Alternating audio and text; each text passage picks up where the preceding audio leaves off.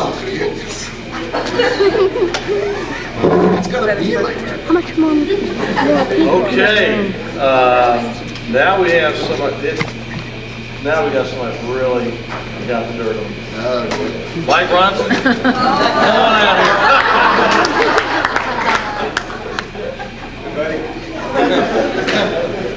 I was wondering when they'd call out from under I haven't known Jeff for very long. We've only known each other about 3 years. And all this time, I thought that all the stuff that happened to us was just us.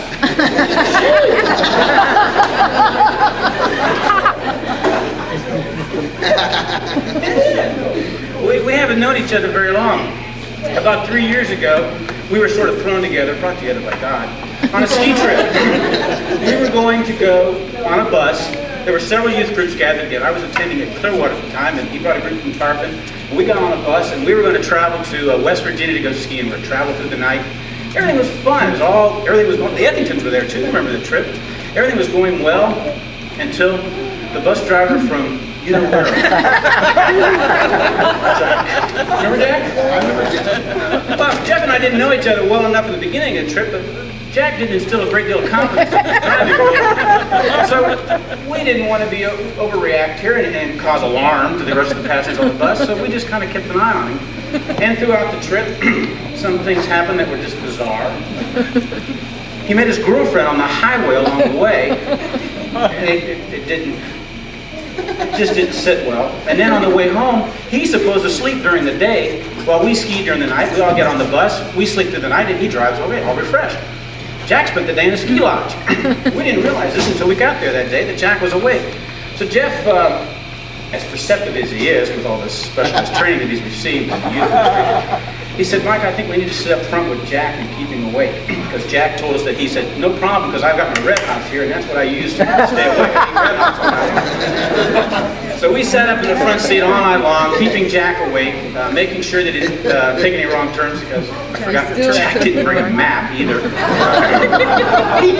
The first time we met Jack was, where are we going? We had a great time sitting in the front seat, watching Jack and listening to Jeff talk, and finally Jack turned around at one point and said, "When's he ever going to quit?" Jack had this annoying habit, is that when you talk to him, he liked to watch you. He was like, "Stop it! Stop it! Stop it!" Well. Fortunately for that, we can thank Jack, because actually Jack brought us together, because we spent the whole night talking to each other. I heard all about his family, all night long, and I learned a lot about his family. Do you know anything about mine? So we were all done, and through the night he told us all about the exciting things that were happening through at Tarpon Springs, all the growth and the new activities, the things that were just going on in itself. Very exciting, and he invited us to visit. So a few months later, we visited. And I forgot to mention that when he was on the ski trip, this was through one of his hair coloring periods. Jeff had auburn hair. And my wife and I met him when we got back from the ski trip, and a few months later we attended church. Jeff was there, and we looked at him. I said, you know, something's different. I can't figure this out. Jeff's hair was great. The only thing we could figure at that point is that because of all the new growth and the responsibilities that he had, and the fact that he told us that the rest of the staff was a bunch of deadbeats and he had to carry, that the stress had just gotten to him, and that he had turned prematurely gray. So that's all we could figure. But from there, the rest is history. He continued to minister, and we started attending. And it wasn't soon after that he recruited me to help him out with the youth group. So I've had the opportunity to experience firsthand that specialized skill training that he's received as a youth minister, and all these years of training that he's had, opportunities to minister to others, and it's been quite a joy. There's more.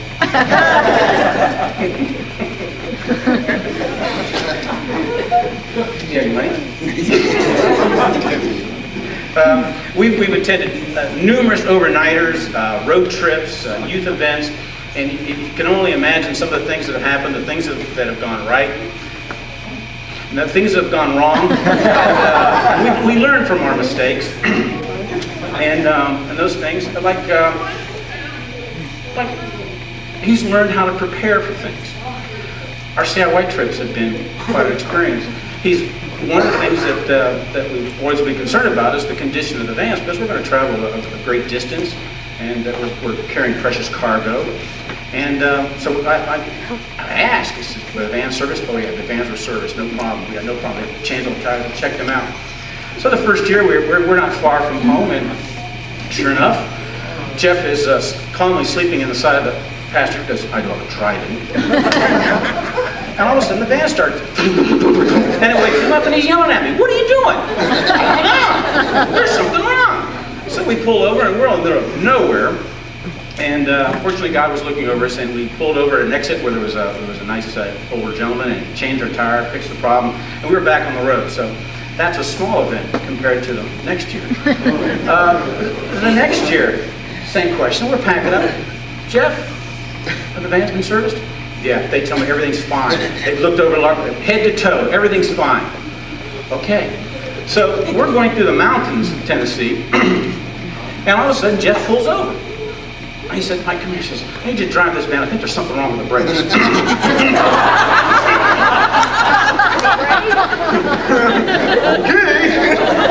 He gets all the other kids out of the van, gets them in the other one, and I'm driving. I'm all by myself. Sure enough, the brakes are gone. But that's part of that specialized training that Jeff has. To know which van to get in. I think that's van choosing 101. So, but that was a great experience. We had a good time. Everything worked out. It was a great memory that took place, and we all kept our cool, and we got the vans fixed, and we had a good bonding experience. We know how to fix a brake and what not to do on a brake, and luck would have it, after the brakes were fixed, we weren't traveling down the road much longer than the air conditioner broke. And they had all horrible noise. Whack, whack, whack, whack, whack, whack, whack. You do good. Whack, whack, whack, whack. And it was a burning smell, so we thought, what else could happen? But that's all that happened, and Jeff let me drive that van home. So who would have thunk that the following year we go on a CIY trip? Why ask? Everything's been prepared. I'm not even going to ask.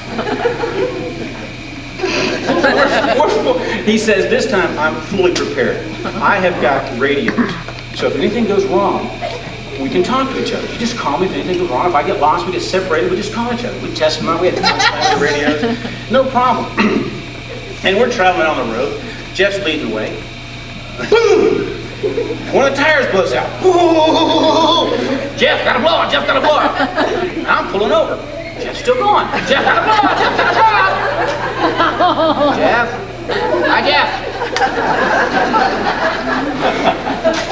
So, we prepared to change the tire, and because it was prepared, there was a jack in the fan, but there was no lug wrench. Fortunately for us, God caused another car to break down up the road behind us and provided us a lug wrench.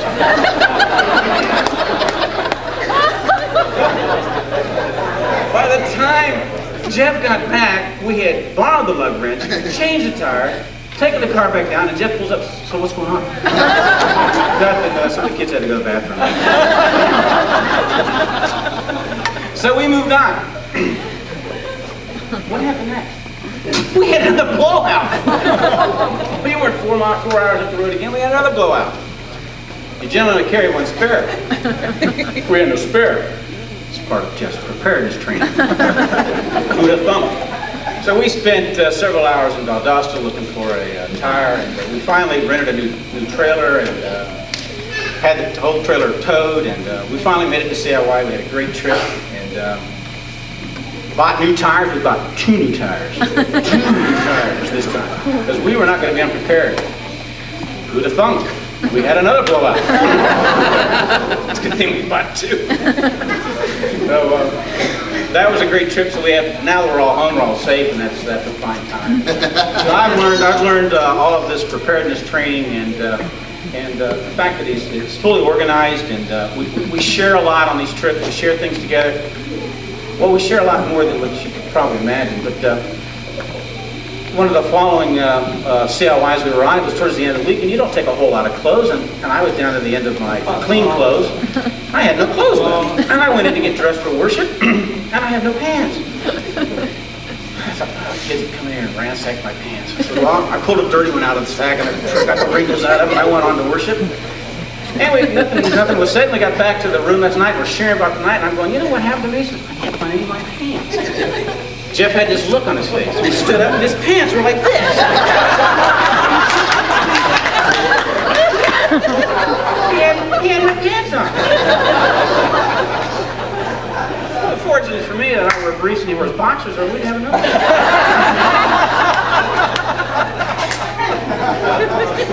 We share way too much, but he's always prepared. He always thinks ahead. He thinks of the dynamics with the kids and how many rooms to get, and he puts the kids in the right rooms. And we generally room together, and because Jeff doesn't like kids. We generally stay in the same room, and so we're sitting at a Denny's or something like that. We're sitting in a booth, and he's going through the room list. He's asking me, we should put these guys together. We should put them together. Trust him, Jeff. They'll be fine. They'll be okay. And I said, are we sleeping together tonight? And I thought about that. I said, it was probably not the right way to phrase it. Because as I looked over to the booth next door to us, the people next door to us in the other booth were not taking that as well. They stopped the wrong meeting. So next time I won't say sleeping together, are we rooming together?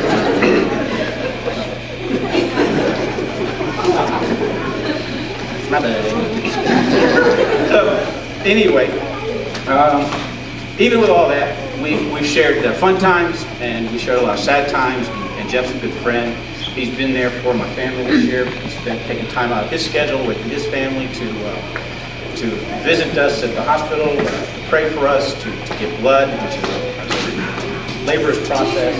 And he's always been there, and he's a good friend, and I'm fortunate to have been able to be part of his youth ministry and sharing the legacy that he's been able to develop with become an icon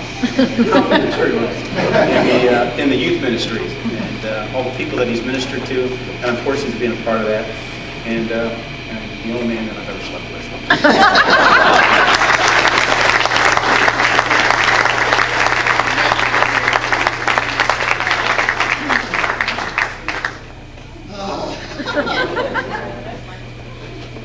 Now we want to hear just a little word from some of the folks who work with Jeff on a daily basis.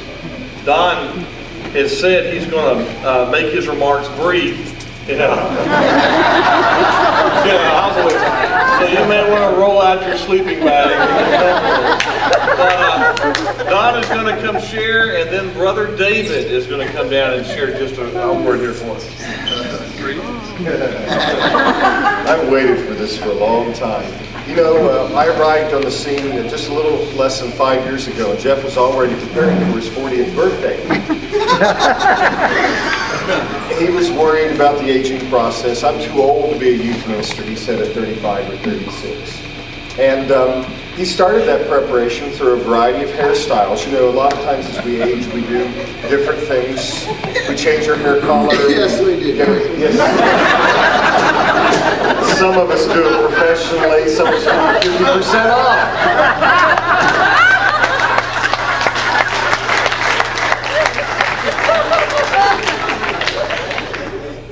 Some of us are not ashamed to spend a little money on our hair, but anyway. I knew that was coming. I should have not tried it, but I'm going for the kill. Okay. So anyway,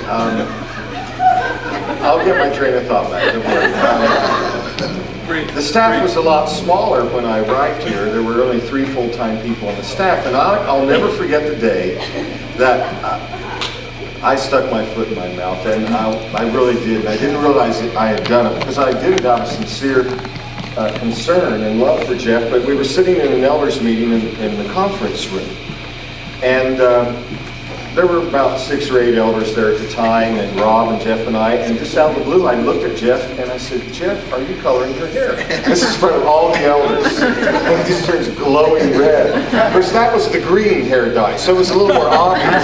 Y'all may remember the green. I mean, some of the green for Jeff Green, that's what I thought he was doing.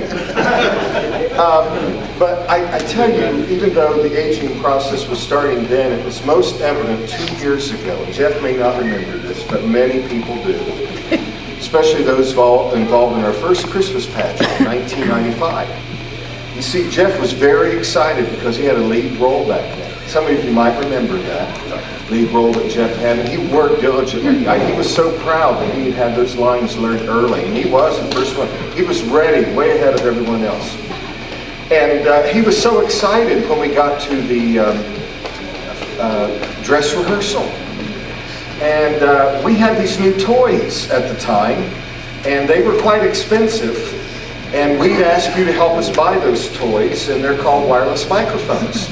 Well, Jeff was so excited during the dress rehearsal, he had to go to the bathroom. And I heard all this distorted sound going on, and it wasn't until after the rehearsal that a number of the women that were laughing hilariously back in the hallway, and some men too, informed me that Jeff forgot to turn his wireless microphone on. So that's what I got for you, buddy.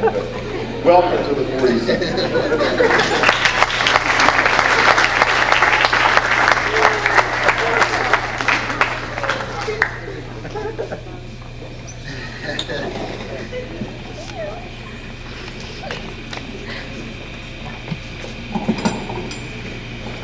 I think I'm the only member on staff that uses a white rinse. I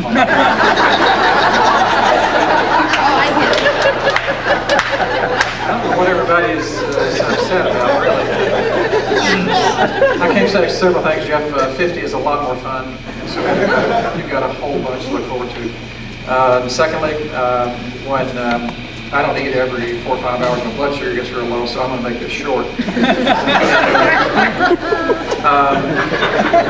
One story, and that is Jeff's next door neighbor called, this was several years ago, and said they needed his help. He had no idea what it was. He got over there, found out that this man's wife was having a baby, and part of the problem was that there was the electricity was out. There was a power outage, no light, no electricity, anything. And so he said, Jeff, I need you to help me. He said, I think I know how to deliver this baby. I used to be like run on some kind of a volunteer emergency team. He said, I need you to hold the light. So all they had was this old lantern. Jeff held the lantern, and sure enough, the baby was born, everything was fine. And Jeff put the light down and said, I've got to go back petting my kids in the evening. He said, no, hold the light. So he held the light, and there was twins. There was a second baby that came out. And Jeff applauded, and he hugged him. He said, that's wonderful. Let me know if I can help you. And he said, hold the light. And sure enough, there was a third. There were triplets. And by this time, Jeff's thinking, I will never, ever get home. But then his mind was, as it always does, it just begins to click. And he said, he said, I think it's the light that's attracting me.